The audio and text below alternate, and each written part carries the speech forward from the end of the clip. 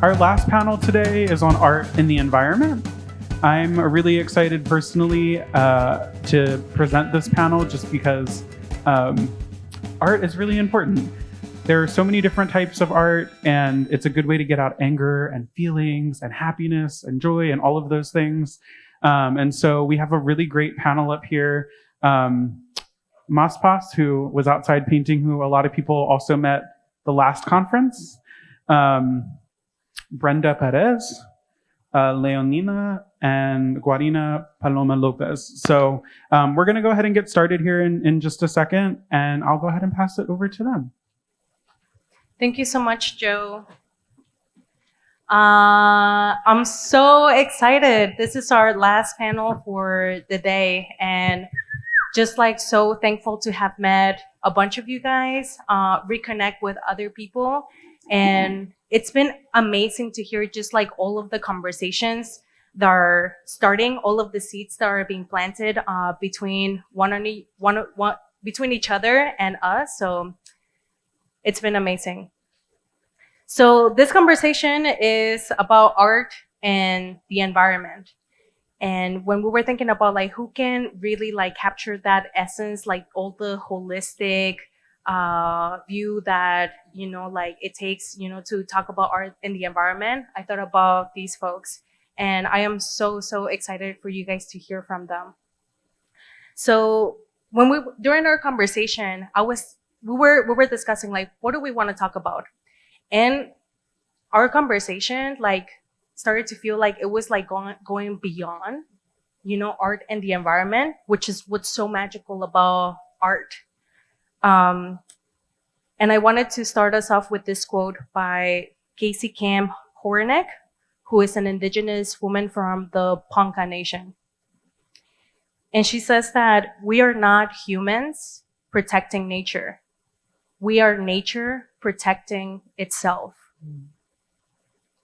And I'll repeat it again because I love this quote so much. We are not humans protecting nature. We are nature protecting itself.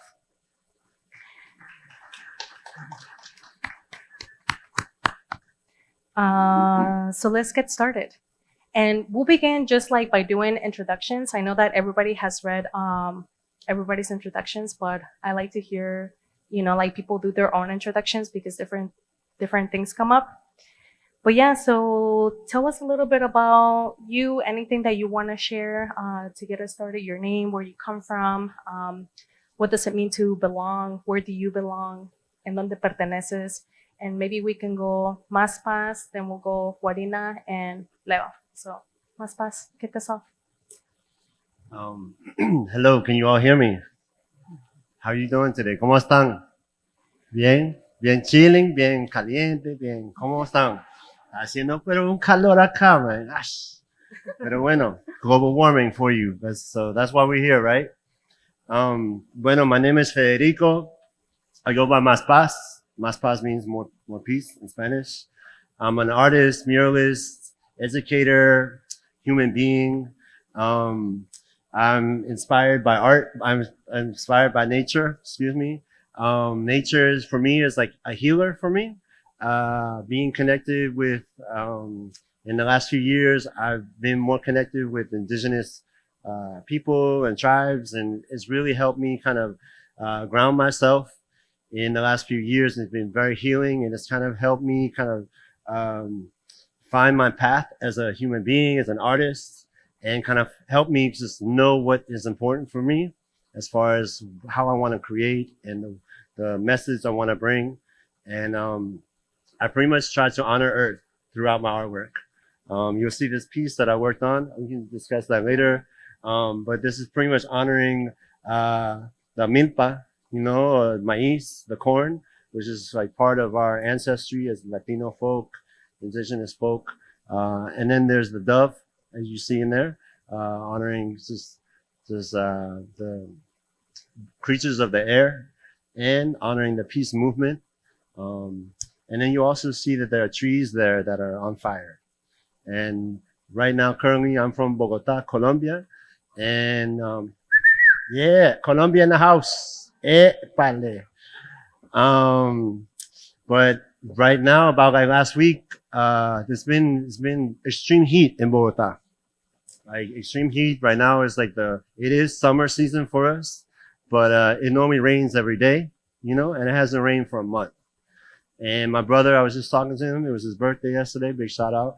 And he was telling me, hey, Federico, like there's all these mountains in our neighborhood are on fire. And right behind my house, there's one caught on fire. So that's just honoring what's going on in Colombia and all around the world, So that's just a little bit about me. I'm super honored to be here. Thank you for inviting me again for the second year. And if you want to see my work, I'll go by Mas Paz.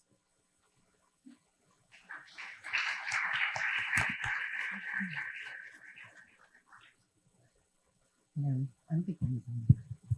Can you hear me? Oh, there we go. Sorry. Hi, I'm Guarina Lopez, and I am very excited to be here. I'm from the Pascuayaqui tribe in Tucson, and I've lived in DC for about 15 years. I came here to work at the American Indian Museum from the Bay Area. So I'm mainly from the West Coast and grew up in California, New Mexico, and Arizona. My immediate family is pretty diverse, and because I was exposed to various languages and cultures growing up in various tribes, I was exposed to different creation stories, and so was informed by each of these landscapes that I lived in. The Bay Area, as you know, in San Francisco, is this little islet almost, and the heat from from inland, and then the cold water always creates this kind of fog bank over San Francisco, and in each neighborhood are these little microclimates. And I'm from the Mission district, which is the Latino district, and that was my exposure from birth, was the Bay Area. And so for me, in my body, I feel closest. I feel healthiest when it's about 65 degrees. So coming to this landscape, I had never really experienced humidity. My tribe is a border tribe. We're desert people, but because of forced migration and the construction of the border between Arizona and Mexico, my tribe exists on both sides. So we have to manage this militarized zone called the border wall if we want to, maintain our relations, if we want to maintain our ceremonies, if we want to see one another. And so the landscape in southern Arizona is very arid, it's dry, and that's, what I was exposed to, where my reservation is. And, it's interesting because our creation story started in the south, in Sonora, where our original villages are, but because of persecution, we ended up in what became above the border. And so we're actually water people, but we also became desert people because we ended up in southern Arizona. And so I kind of like to think of this, this colonial construct, which is called the border wall, and has caused so much damage, not just to individuals, not just to families who are, trying to migrate, but to, obviously our more than human relatives, animals whose migratory paths have been forever changed, waterways that have been forever changed. And, just going back to the quote that Brenda introduced this panel with, it's, in order to center Mother Earth, Pachamama, we have to recognize that we are these tiny little beings that with so much power, too much power. And this is something that I'm constantly reminded of when I think about things like the border wall and these man-made constructions that completely alter not just personal lives, but communities and the environment. And so, I jumped right into, my personal belief system, but I'm a visual artist. I'm a writer. I'm a photographer and a filmmaker. I'm also a muralist, and So I like to work in multi-mediums because I feel like coming from a diverse family with different learning abilities, I recognize at an early age that everybody learns differently and not everyone wants to learn, the way I learn, which might be visual, right? Some people want to read. Some people are dyslexic. They don't want to read. And so I learned early on that if I wanted to relay whatever the message was that was important to me, which, has for a long time centered around Indigenous people and the environment, that I had to become multifaceted, that I had to learn how to not just love drawing or painting or photography, but really understand how to utilize these different mediums to speak through these, to tell the same story, but in different ways, because that's the best way, I think, is to, rather than just siloing your message in one way, maybe on just social media, is to try to reach out to as many people as possible. And one of the things we discussed when we had our meeting was, I think the beauty and the power of murals is that they are this, the very democratic way of engaging, your regular people, right? Like, you don't have to go into a museum. You don't have to pay to see beautiful artwork.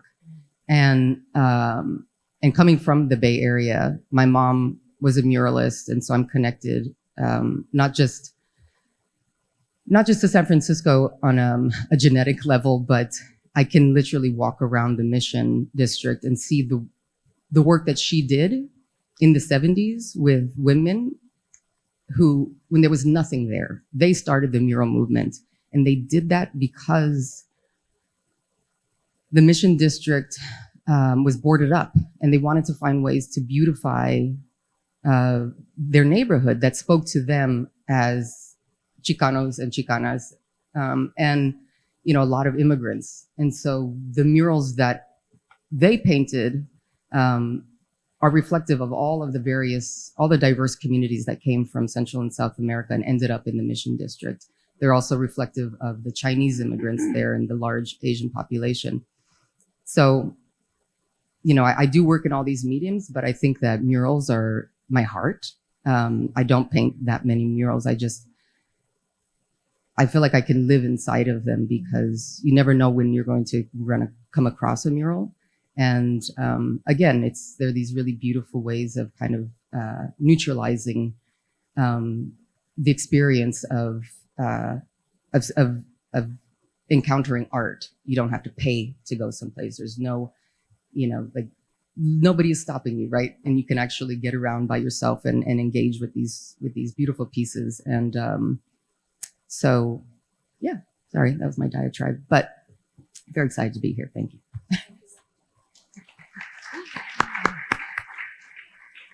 It's an honor to be here.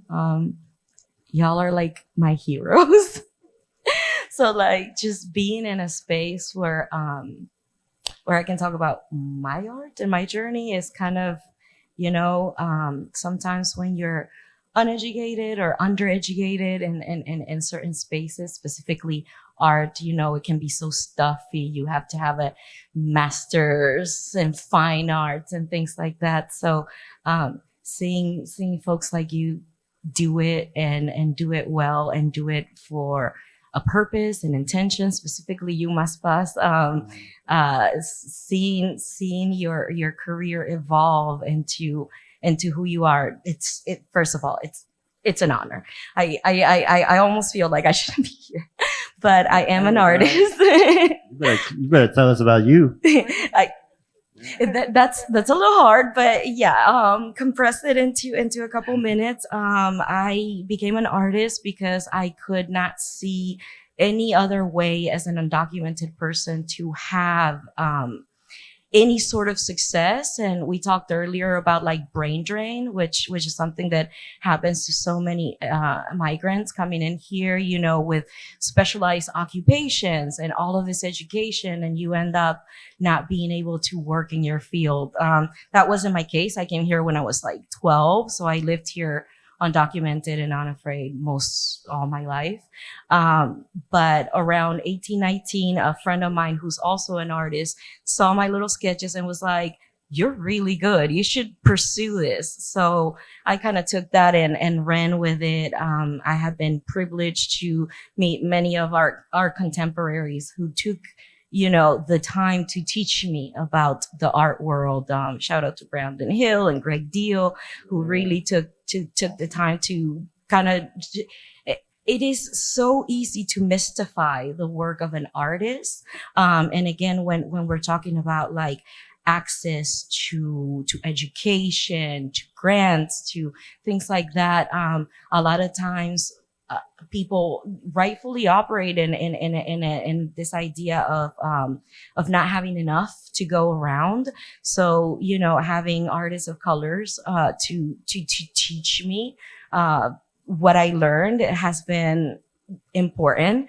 I started my career in 12 years ago. I was doing designs for I always say that we're the OG recyclers and upcyclers in our community. So someone gave me like a bag of ties, of vintage ties, and I turned them into like neckwear. And that was like my introduction into like making a career for myself out of literally what I was giving. So I turned, lemons into lemonade, so to speak. And at 25, myself and my ex-husband, we opened Fredericksburg's first art gallery, safe space specifically for BIPOC. We experienced a lot of white violence in that time. It really took a toll on our marriage. So I had to kind of leave and move to Richmond, where I lived at Safe Harbor shelter with the kids for about 9 months, trying to get on my feet. And consistently, art has been something that not just supports me and my kids, but it saves me. Like you were saying, Guarina, it's easy to use art to just kind of get the anger out or get your feelings out. But for me, there was also the stake of like, I'm trying to have a career so that I don't need a social for this, right? So long story short, I've been in movement spaces for about 7 years now. I've done art for the Reclaim Our Vote campaign, which sent 10 million postcards to American households across the country to remind them to vote. That is like something I'm super proud of, especially because the Republicans love to say that us illegals, right? Steal the votes and this and that and the other. And I'm like, no, but I'm going to remind everybody else that they should vote. So I'm very proud of that work. And I'm proud of my work in the Poor People's Campaign as a theomusicologist, and now in this new space of just healing through nature, meeting other people that could make those connections between the environment, between those social justice movements, and between our own personal stories and our experiences. And we're experts of our own experience. So I can tell you all about how I made it here next to my heroes. But I'm just really excited to know that I've created the life that I live now, thankfully. And it's a great privilege to be here. Thank you.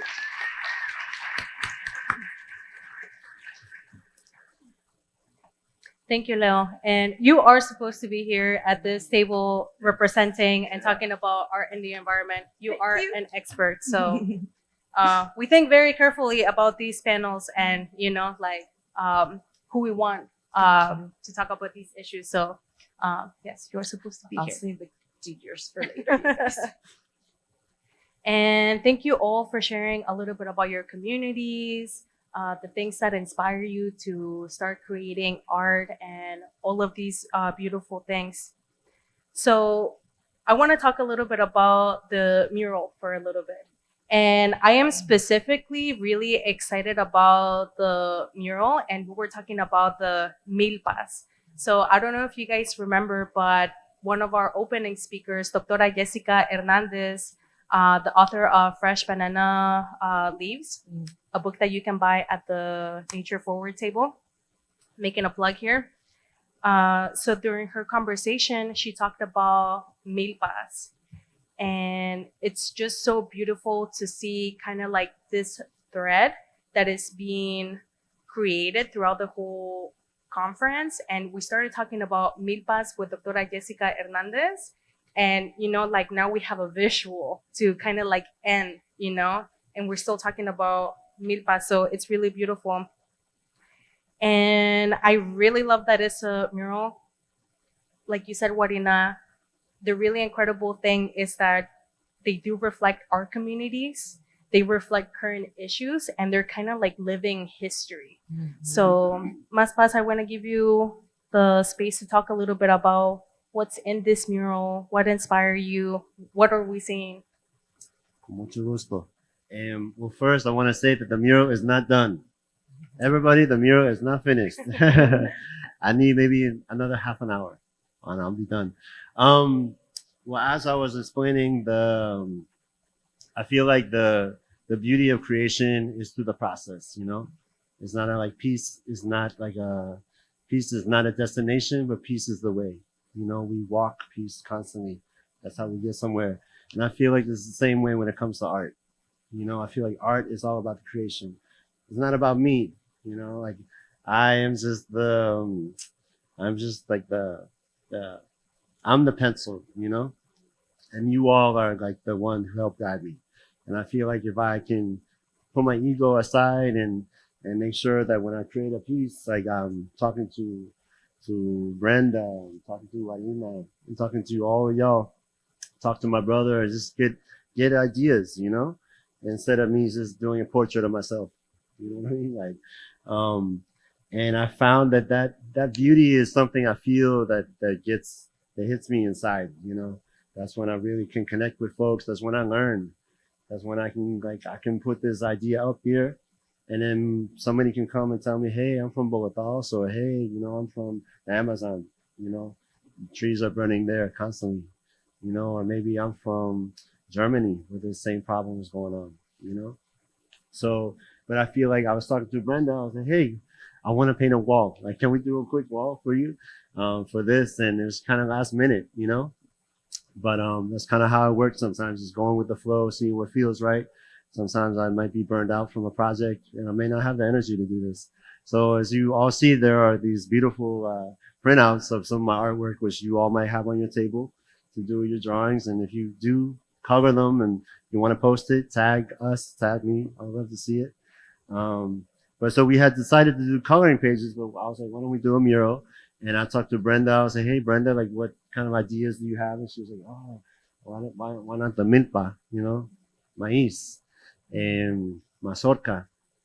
And I was like, yeah, that's a good idea. Cool. But I was like also on this dove tip. I've kind of been enjoying these doves lately, you know, with everything going on in La Palestina, you know, ceasefire, you know, like, I think it's really important for us to keep that message alive and be a voice. You know, it's like the voice, we must have a voice. If we're here, we should speak up for what we feel is wrong, you know, and I feel like that is one of my issues right now I'm working on. So you mentioned milpa and I mentioned dove. I'm like, why not we do both, you know? So I try to tie that in, and then I talking with my brother, you know, he was just telling me about what's going on in Bogota, like all over the world, you know, and it's just like, I don't like to talk about sad issues, you know, but I like to keep it real, you know, and so I'm like, let me just throw in some trees, you know, that are in the forest fire. It's not just, it's a lot. It means it's very important, you know, like how can we stop these fires? And in Bogota, the fires were going, they started, I think, at like 8 o'clock in the morning, and like Bogota, they didn't get there till like 3 in the afternoon. You know, like people don't have resources. My brother got a text on the phone that said, oh, you know, don't take a long shower, save your water, don't wash your car, stuff like that, because it's dry, you know, they're running out of water. And I mean, what is the most important thing in this world? You know, is it about having your fancy cars or having nice clothes? Is it about, you know, having that top cell phone or like going to the movies? I mean, that's nice, but like water is very important. You know, the food that we have is very important. Protecting our bees is very important. And I feel like when I talk to my grandmother, she just tells me about all these super humble things. It's just like how to like, you know, just would like walk with her family, and there were no buses, and like everybody got along, and she's like the happiest person I know. So, you know, those people that come from humble beginnings, knowing what's important, you know, did not have a lot. That those are who inspire me. So like when it comes to protecting the earth and making sure that's my number one issue to talk about, earth and indigenous folk are kind of like my themes in my artwork. You know, I'm down to talk about it, you know. So that's just a quick thing. As I said, it's not finished, but give me a few more minutes and I'll wrap it up. Thank you, Maspas. Also, it was really cool to see like how fast you made this. And I don't know, you look like some like Jedi, you know, with like the spray can, just like. Thank you. And I'm like, oh my God, like. I'm a little rusty with spray paint, but I do have to say, when we were in Bogota, I was in Bogota just a few weeks ago with my friend Guache, and we had 3 hours to paint this wall, and it was like not bigger than this. And I was like, man, are you sure we have 3 hours? Like it's about to be nighttime. We're in a kind of crazy neighborhood, but we got it done super quick. So, but painting big is easier. It's like less detail. The small, it's like, oh, you gotta get real detail. So, thank you. Yeah. No, that was really cool to see. Yeah, and I actually forgot that I was the one who told you about the milpas. So Yeah. I'm glad that I did. And it is also so relevant, even with the forest fires in Colombia. Just yesterday, we had a conversation about extreme heat and heat island effects and how they're impacting our DMV communities. So, you know, like it's a really cool way to build solidarity and also remind us that, you know, like even if these issues are happening really far away, like they still hit home. Also, I want to remind everybody, if you can't see us from over here, I see some empty spaces right here, so feel free to move. It won't be awkward. I'm giving you permission if you want to move. I also want to say one thing just about the air quality. I didn't mention the air quality. So the air quality in Bogota is really bad also, with everything that's burning. It's not just like trees, but it's like houses and so yeah, it's like that affects us all. I mean, that's my family. We're all connected. So Thank you, Maspas. And it's to what Hope was talking about, you know, the condor and the eagle, that we need to build solidarity with one another. So I know you guys already talked a little bit about this, but I wanted to ask specifically if you guys can elaborate on this artistic journey, and specifically if there was like a pivotal moment or an issue that as an artist, like it triggered you and you were like, yes, like I need to be using art to uplift these environmental and social justice issues. So I wanted to talk a little bit about that, and maybe we can start with you, Leo. Then we'll go to Guarina and then Maspas. Sure. Yes, I think I've mentioned previously, and I do mention a lot. For me, I've come from like a mobilizing and organizing space that is based on survival. First of survival of myself and my kids, you know, like to provide for them, and then moving into like, you know, while we had Art Mart open, it was a place, you know, a third space, a safe space, a place of advocacy, and you know all that entails in a small town in Virginia, as you can imagine. For me, environmental justice has always been a part of my life, you know, as like a food grower, as a keeper of medicinal knowledge, you know, from my grandma to me, to my children, and, you know, other folks in community. That's my organizing background, was to grow food and medicine and teach the next generation. I always kind of felt like it was compartmentalized, like this is my art career and this is me advocating for my community and this is me as an immigrant. And then I think that it was meeting Greg Deal that really like pivoted my viewpoint from, not only is this man a fine artist and he's creating incredible murals and really good art, but also he's talking about the issues that are affecting his community. He's indigenous to the Turtle Island. And so, just kind of sitting at the feet of people that know better than me and knew more than me, and having the opportunity to ask questions and to really decolonize my frame, like my mind's framework. That's kind of what pivoted things. And then just the violence that we experience just for existing and in trying to create a safe space for BIPOC artists, that really, like, people that don't think like us would think that that's a career suicide. Like, why would you do that? You're attracting violence. You are too loud, too much, too soon. And just standing in that, it did get me doxxed. That's why I'm undocumented and unafraid. I used to fly under the radar, just like most of our people have to.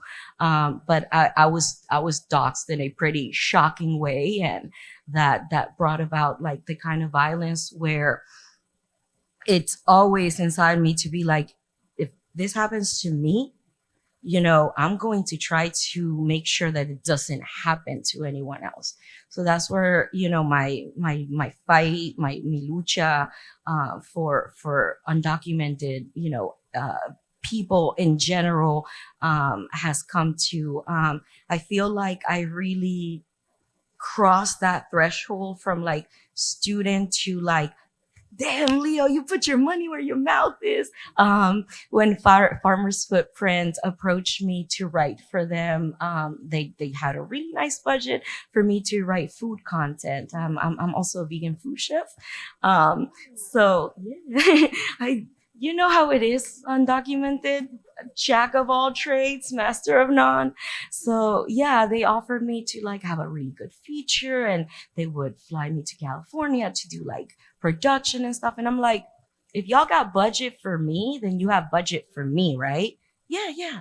Well, I want to write about this specific thing. And the specific thing at that time was Operation Blooming Onion. I don't know if anyone's familiar with that, but that was about 2 years ago when the coalition of Immokalee workers worked together with the federal government to report an operation in Georgia that had 400 of our people in like the conditions of modern day slavery.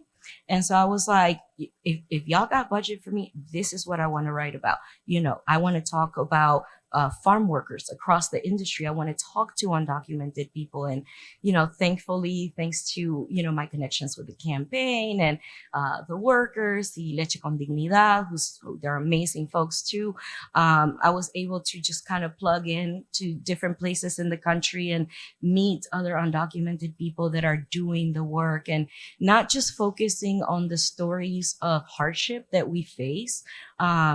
But for me, it was very important to start with a decolonized framework of what it is. Oh, I'm so sorry. Apologies. I apologize profusely. I do interpretation too, and I'll speak slower. I get really nervous and I talk very fast. Apologies. Yeah. So just being in those spaces and wanting to not just speak of the stories or of our hardships, but also context and history that is decolonized in nature, and then moving on to talking about the joys that we also share, the victories, the beauty that our people bring to this country. So that's when I feel like I finally understood my calling as an artist. It's like Maspa said, it could be about me, but it cannot. It cannot. Yeah. And so, yeah. Awesome. Thank you for modeling that for us. Yeah. Okay, yeah, I got you. I'll repeat the question. So the question was, yeah, like thinking about your artistic journey,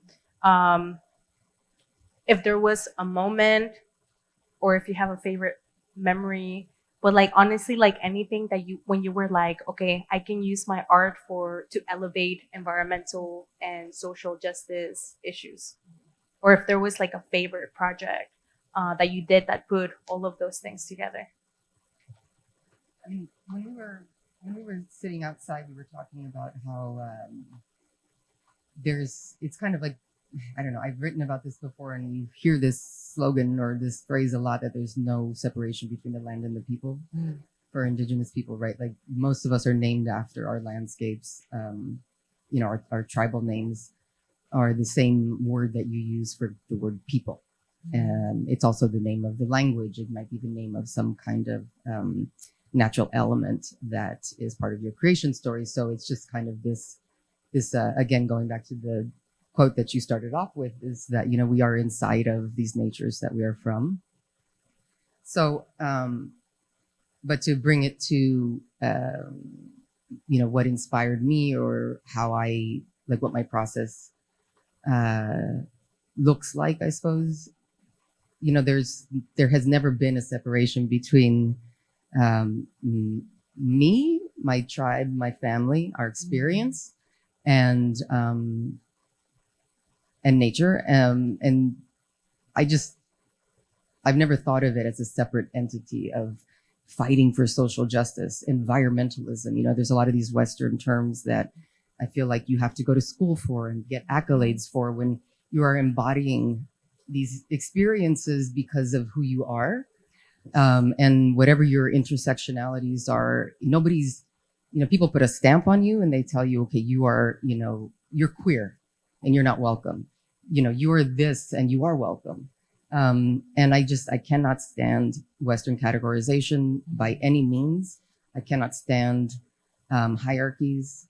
Being in Washington, D.C. is very, very difficult for that reason, because this place is the center, it's the belly of the beast, but it's also, it's all about connections and credentials. And if you do not have these things, then everything you've done, your lived experience, is far less valuable than somebody who has a PhD, who has read all about it, right? Yeah. Which I find to be such BS, okay? So, and I've had those experiences where I'm the only Native person in whatever class, and I become tokenized and then devalued, because they want to hear my experience to exploit it so they can write about it. But they don't want to actually talk to me after class. They don't want to get to know me as an individual. And so for, in my life, I grew up with my mom in the Bay Area, and she had this life, obviously, before my brother and I, but she suffers from schizophrenia my entire life. She's never really known who my brother and I are, and we were homeless with her. And then we lived with our dad, and he had a whole other set of problems. We had a roof over our head, but there was constant struggle.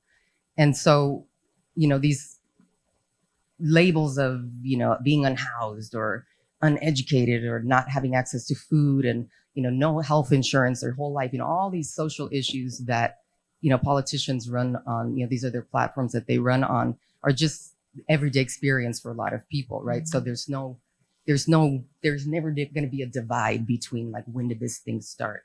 But I will say that I purchased my first camera when I was 13. And up to that point, I had watched a lot. I'd seen a lot. I'd also learned from my ceremonies and the elders, which, are basically like, you walk into a room and cállate, it's just like, I just can't even, just like, you be respectful and be quiet, as a child. And it's not really just so that you're kind of like, children should be unseen, but it's, you give deference to elders and to people who are more knowledgeable than you, so you can learn. And even as a child, you might not be aware of that's what's going on, but you are absorbing this wisdom that's around you and the experiences that they are showing you.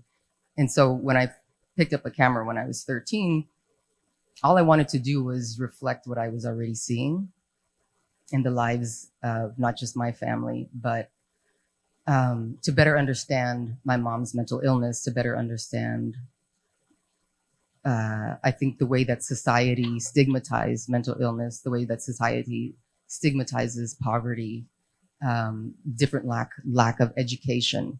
And so I went to the streets. I'd already been living in the streets, very comfortable in the street all the time. That's where my brother and I always were. And you become very savvy. I feel like, poverty is the secret to being very resourceful. Yes. And you said this thing about what did you say? The master of none, Jack of all trades. Yeah, but you know what? That's BS, because you know what? What's the standard that you're meeting? You know what I mean? Like, Just the word master. Exactly. Actually, now that we're talking about Right. it. And if I'm done using that terminology. just let it go, because you should be proud of the things that you have accomplished. And the fact that you're so resourceful because of the conditions that you are living in is far more valuable than any PhD or anything, right? And I feel like watching, my dad was unemployed my whole life, but he was, he could build a house. He can do anything basically. And now I never meet people like that, but because of poverty, we couldn't go to the dentist. We couldn't go to the body shop to get the car fixed. Like, he had to learn how to do those things, and we had to be there with him to help him, right? Like, I had to learn how to pour cement. I had to do the stuff in the farm, like all these crazy things. And so I was constantly photographing them because it was just life. And, that was just what it was. And my dad was a great storyteller. And so for me, it was like, how do I find a way to use a camera to tell a story in one image? How do you do that? And, obviously it just took a lot of practice. I'd already been drawing for years. I've been obsessed with art books and watching film. But then when you have to kind of put it in one frame, how do you tell these stories? And so, that was kind of like essentially my entry into being the vessel for these social injustices that I was already living in, but also seeing. When I moved to DC, I was incredibly isolated, like I had never been before. I'd never experienced humidity, as I mentioned. The landscape was so different that it was almost like a violent interruption of my experience, my relationship that I always had with the nature around me. I did not understand the seasons. I could not believe how verdant it was here in the summertime, just, and these are like invasive plants, the kudzu, right? Like, it's everywhere. But it's beautiful. And coming from California and coming from the desert, where in the summertime, there's nothing, things are like, bye-bye, like, it's not green in the summer. And so I had to learn this landscape and again, like, come at it with respect. Not complain about the humidity, not complain about the things here. And the more I got to learn about this landscape, I started to, and I spent a lot of time in nature. But I didn't have anyone to photograph anymore because I didn't know people here. And it was such a weird place. And so I spent most of my time in nature, like for years with my son. I would put him in the stroller and I'd put my cameras in the stroller. And, we would just learn about the landscape. And then I would go home, put him down for a nap, and then do some research. And the more I learned about not just the indigenous species here and the invasive species, but also the indigenous peoples, I also learned about, enslaved African communities here, and then the history of the Black and indigenous communities that, now are their kin, right? Like a lot of the tribes in this part of the country are Black and indigenous. And it was from that point on very difficult for me to enter any natural space and not think about the amount of blood that was shed, who could have been there. And so I started to think of the stories that that I was seeing in my mind and in my heart when I was there, because it became more and more difficult the more I was learning about this land. And so while I didn't have the people there to show me their story, the land was doing it. And I really felt like in this environment where I was just feeling like I was getting eaten alive by the mosquitoes, eaten alive by the humidity. Like, I never had curly hair. What's going on? You know, like, everybody has curly hair here. You know, now I know why, right? Like, so, you know, everything changes, your skin changes, and it's like you are required to, the land is so powerful, right? Mother Nature is so powerful that it's like, I don't care that you came from the Bay Area. Don't bring that here, and don't bring your desert Indian stuff. No, this is you coming here. This is it, right? And so, like, learning that respect to uplift the people here was like I had to understand the landscape first and really have that relationship develop that wasn't where there's no animosity. I stopped complaining about the humidity. Like, what's the point, right? And I started to photograph the land. I'd never really been a landscape photographer, but I looked at the trees and all of the different seasons. I photographed them as portraits because that's what I knew, as if they were people, right? Because they are living beings. All of the land around us, the water, you know, the way that the seasons change. I was dragging my son around in the stroller with me, and as he's aging, I'm seeing the landscape age over the seasons. I'm also seeing the different migratory patterns. I know exactly when the baby deers are coming. I know exactly, you know, now I'm in it, right? And, you know, it was, again, just to kind of jump back to my childhood.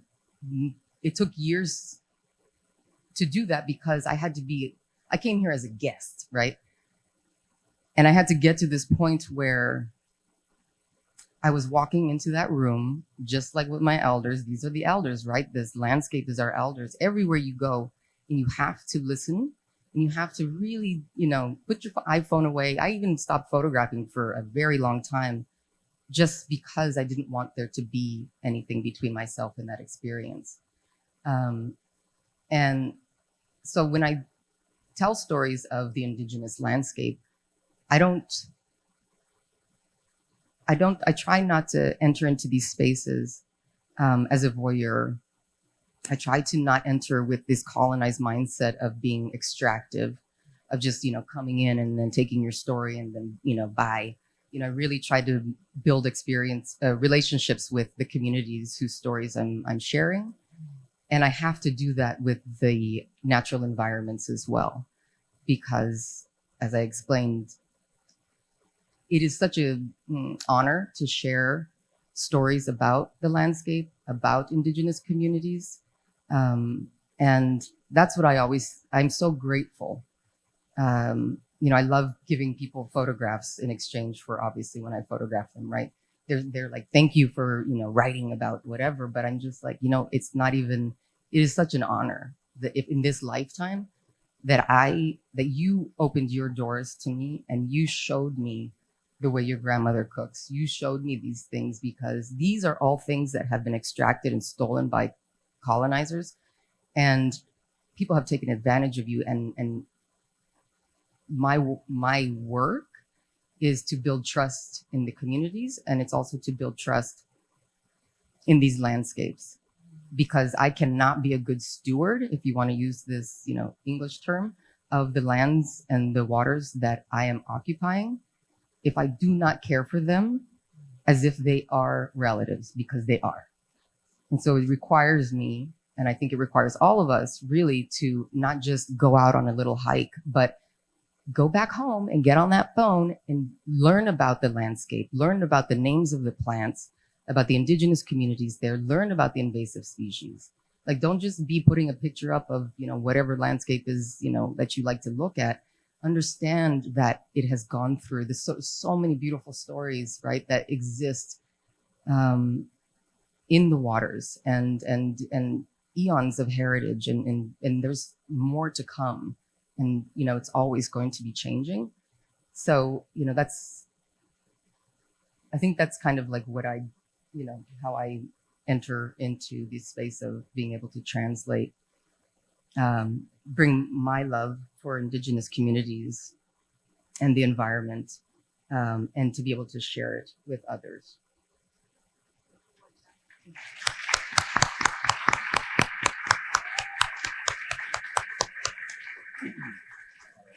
I don't have anything else to say. You all said it.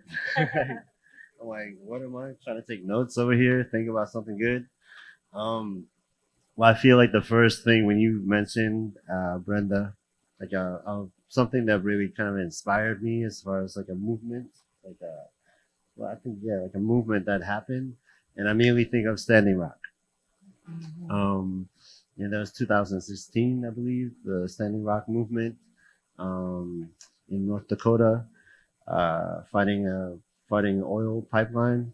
If you all are not familiar, fighting an oil pipeline going through indigenous territories, about to just contaminate a whole river and waters of native folk. And it's just like something that constantly happens every day. And like native folk here that have been moved onto reservations, and it's just been like totally abused. They're probably like the most poor people in the whole United States. It's like nobody ever talks about them, learn about them in school, and here they are, it's just like getting stomped on again in front of our face, like screw that. That's not cool. And I work with a collective, part of a collective called the 411 Collective, and we're pretty much just artists, activists that just like try to do things like just try to make artwork for movements, And the Standing Rock movement came on, and we were all down to do whatever we could. And so we had a couple fundraisers, we had a movie screening, but there was the Native Nations Rise March that was happening. That was very pivotal as far as my life, And I met a good friend of mine named Sebi Tayak, and his mother also. And they're both Piscataway Nation. We were standing on Piscataway land as we're sitting right here. And they're both Piscataway Nation, and they just kind of like opened my eyes to the land I'm standing on, the sacred environment that we're in every day as we drive a car through the highway. Like there used to not be a highway, that used to be a big forest, what was this building before this was not here? What was this, like a big farmland, or maybe native folk came through here? It's like, I think there came a time when I just closed my eyes and looked at like my block that I live on in Arlington, and imagine there are no houses, there are no houses there like 200 years ago. And who was there, And just thinking about that, closing my eyes and forgetting about all these electricity, and just like, imagine we didn't have that anymore. And there's a really famous artist or photographer, scientist named Schultes, and he went to go to Colombia in the early 1900s to go study the Amazon. And he took some amazing photos of like indigenous tribes in Colombia. And this is untouched peoples, people that had never had electricity, didn't have gas, didn't have plastic, didn't have metal, and they pretty much survived on their own. And so just seeing these photos of indigenous folk that are just like untouched, really inspired me. But so with the Standing Rock movement, I was totally, is everything okay? Yeah? Okay, cool. But with the Standing Rock movement, I was very inspired to kind of do whatever we could to help. And we did like a mural tour, but we had a bunch of events, and just understanding who I am as a human being on this land, as Guarina would say, like this land, what is this land? Who was here before us? Can we live without electricity? Can we live like them? And I was recently in Arizona, in New Mexico. I was like climbing through like these like beautiful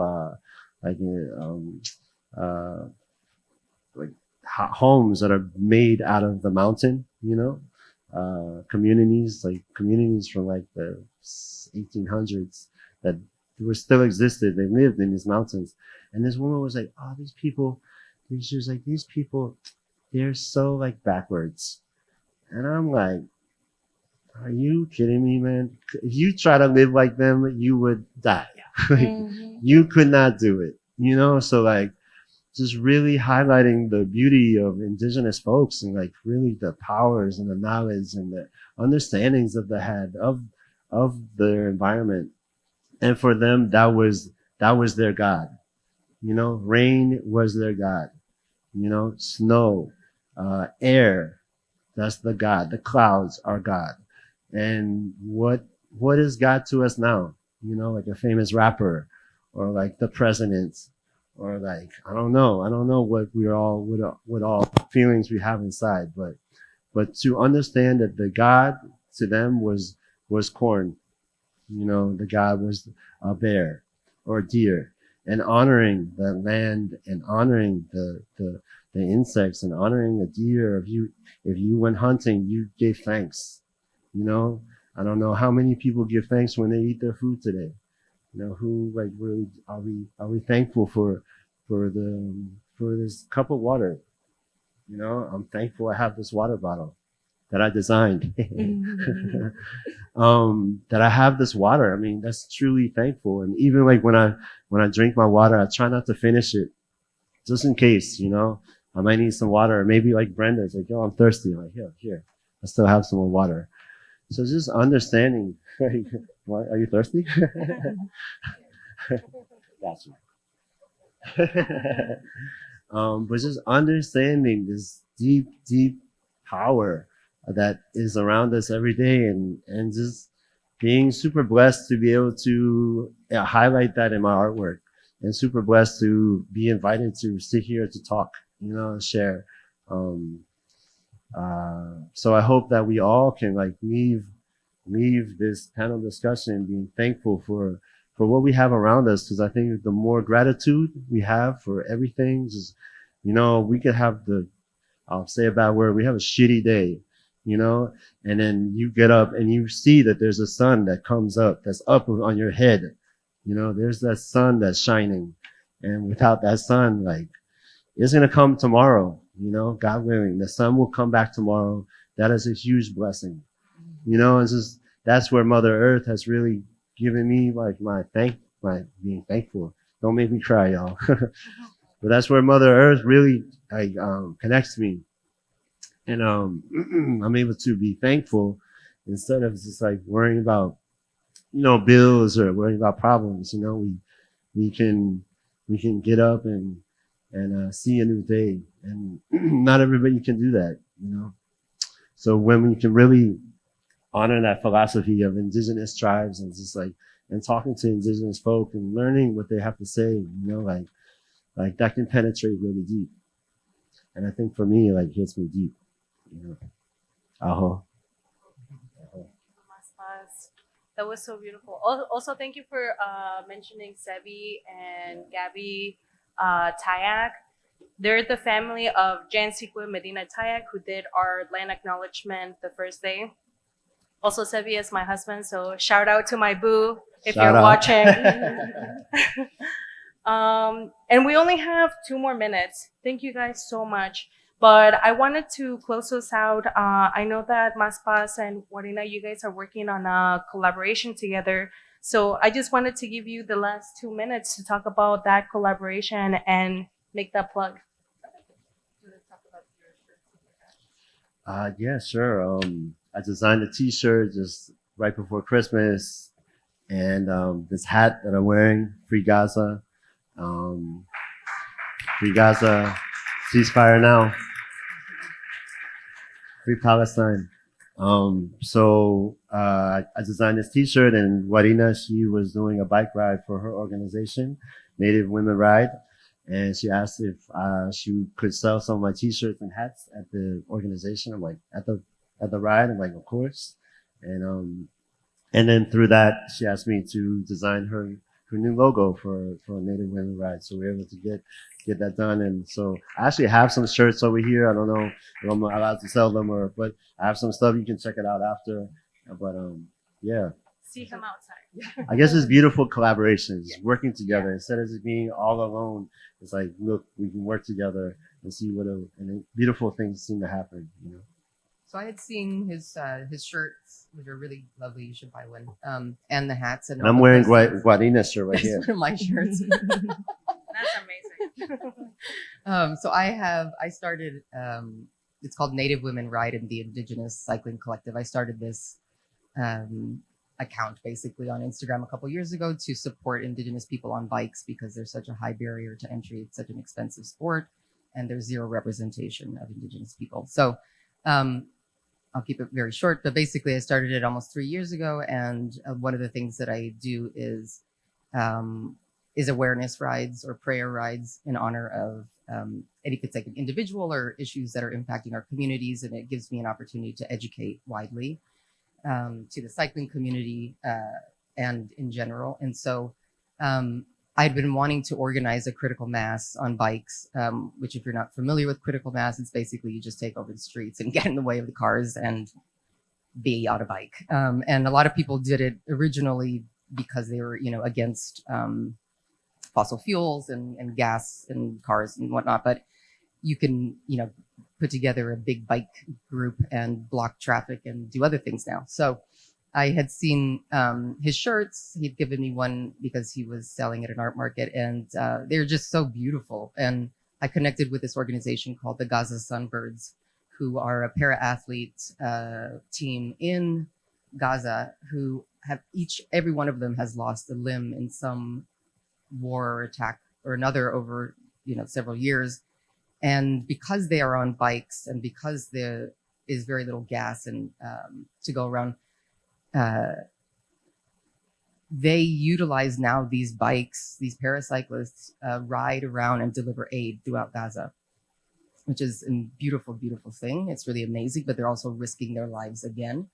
And so they've been connecting to bike riders saying, do you want to help fundraise for us so we can purchase supplies, we can purchase food?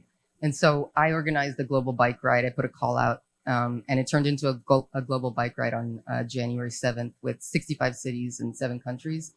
And we utilized, Maspas's shirts and his hats became the logo for the ride.